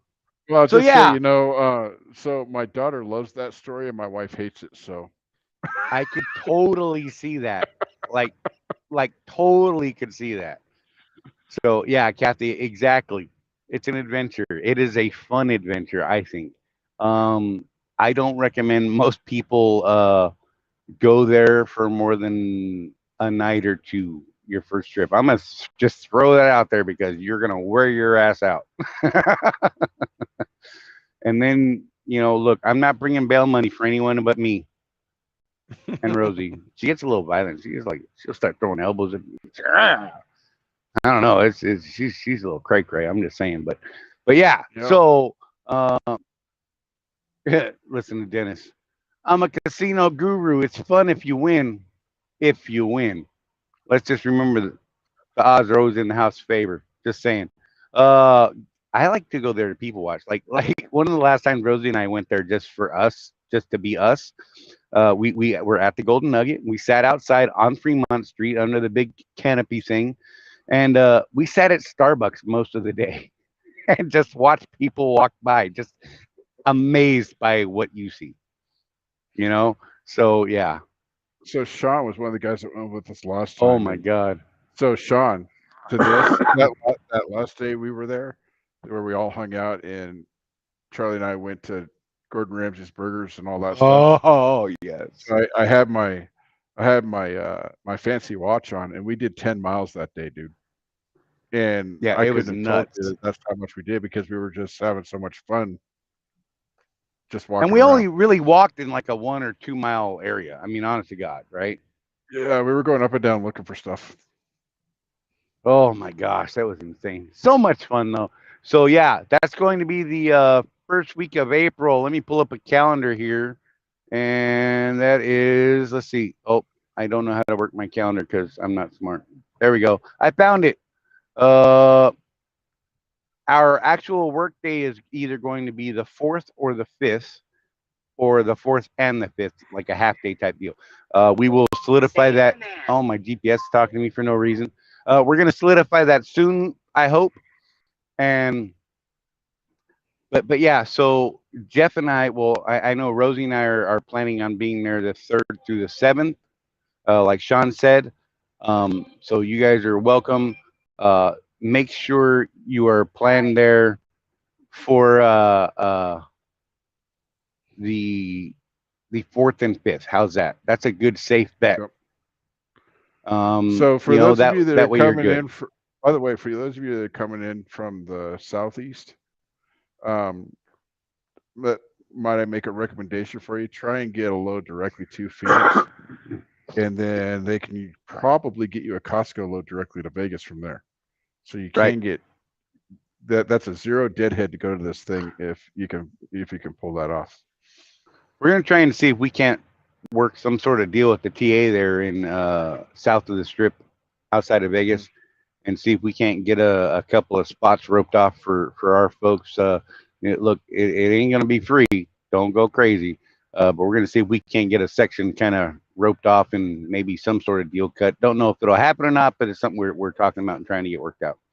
That way, Yeah, and then maybe we can run a van from there up to the Strip. The other idea was to use the drop yard there. I hesitate to call it a terminal. I know that Swift wants to call it a terminal, but those of you guys that have been there know why I don't want to call it a terminal. And talking to some of the guys that we talked to when we were in Phoenix, that might be an option, but I'm not sure they really have the room for us to do what we want to do anyway. It's just a really small yard, unless they get the new one paved between now and then, I guess. Right. But, yeah, and like Sean said, I mean, all our trucks, we had what, 7 trucks down there at that, and it was fine, man. I we were all kind of worried. Prices were super high on fuel, and we all we're leaving our truck for the next 4 days or whatever, and we're like, oh, I'm not gonna have any fuel. In fact, I left mine empty. Yeah, so when we got back to our trucks, Charlie was literally like, I don't know if I can make it to the fuel line. Let's try this out. Right. I played that game. I'm like, go ahead, suck the crap out of the bottom of my tank, sucker. Oh, anyhow, so I need a good tank cleaning. Oh, but it worked out, and nobody's stuff got broke into. Nobody lost any fuel that we know of, and we had a good time. So hopefully, we'll all have a good time this year. If you guys have any questions, you should probably throw them up. We're gonna wrap this thing here pretty quick. We're coming up on our big 2-hour mark. So those of you who stuck around this long, man, love you guys. You guys are awesome. And those of you who came in late and are hanging out, hey, glad to see you too.